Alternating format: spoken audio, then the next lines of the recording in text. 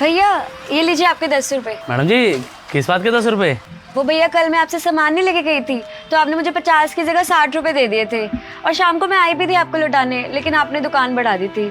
हाँ वो शाम को मैं जल्दी घर चला गया था, मेरी मम्मी की तबीयत खराब थी। 10 रुपए की तो बात थी मैडम जी, कोई नहीं, क्या हो गया, बाद में दे देते कभी। नहीं भैया मैं ऐसे कैसे कर सकती थी, मेरी माँ ने मुझे सिखाया है कभी भी किसी के हक के पैसे नहीं रखने चाहिए। अगर आप किसी के हक के पैसे रख लोगे ना तो ऊपर वाला आपसे दुगना वसूलता है। ये लीजिए। Thank you. मेरी माँ ने मुझे सिखाया है कभी भी किसी के हक के पैसे नहीं रखने चाहिए। अगर आप किसी के हक के पैसे रख लोगे ना तो ऊपर वाला आपसे दुगना वसूलता है। अरे रोशन भाई, यहाँ कैसे आना हुआ? दुकान का सामान टाइम पे नहीं पहुंचा क्या? दुकान का सामान तो टाइम पे पहुंच रहा है भाई।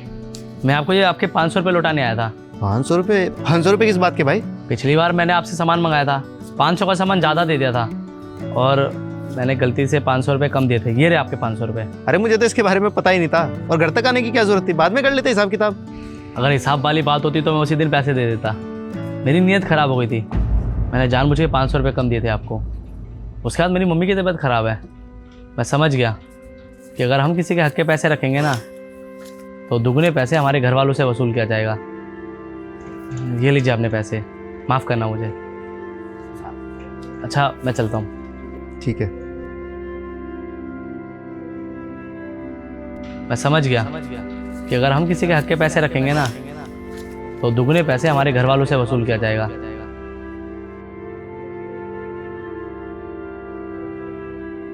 सर नमस्ते। हाँ जी, कौन हो आप? सर आप मुझे नहीं जानते, मैं पिछले कई सालों से आपके यहाँ से सामान ले रहा हूँ और पिछले 1 साल से हर महीने बिल में 20-25 हज़ार रुपये की हेराफेरी कर रहा हूँ। लेकिन मुझे अपनी गलती का एहसास हो गया है, इसलिए मैं पूरा हिसाब करके ये 3 लाख रुपए लेके आया हूँ। ये आपके ही हैं जो भी मैंने बिल में हेराफेरी की है। 3 लाख रुपए का हेरफेर? इसके बारे में तो मुझे पता ही नहीं था।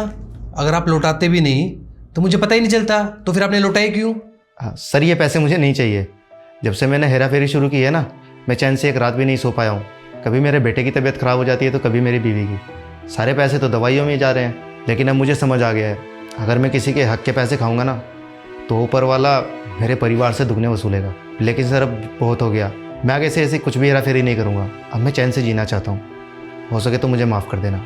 अच्छा सर मैं चलता हूँ। जी। लेकिन अब मुझे समझ आ गया है, अगर मैं किसी के हक के पैसे खाऊंगा ना तो ऊपर वाला मेरे परिवार से दुगने वसूलेगा।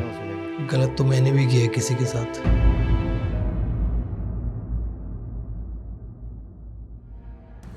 नमस्कार अंकल जी। नमस्ते।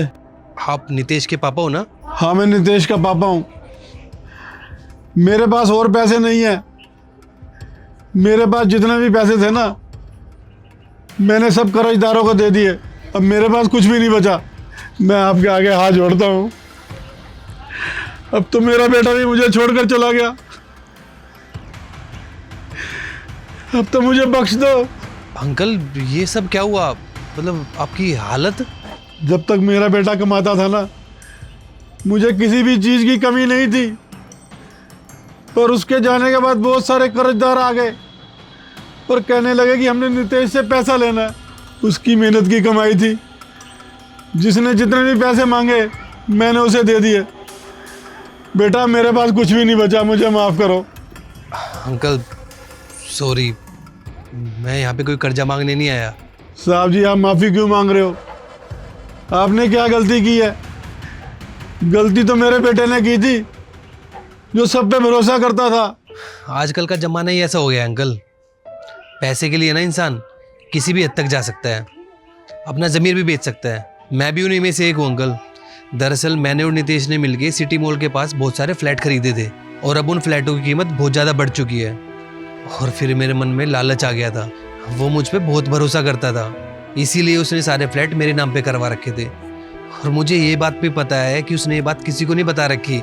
मेरी गलती ये है कि मैंने आपसे ये बात छुपाई। अब मेरी आंखें खुल गई हैं और मुझे समझ में भी आ गया है कि कभी किसी का हक नहीं मारना चाहिए। ये रहे अंकल वो फ्लैट के पेपर और ये पैसे जिन पे नितेश का हक है। ये लीजिए अंकल। है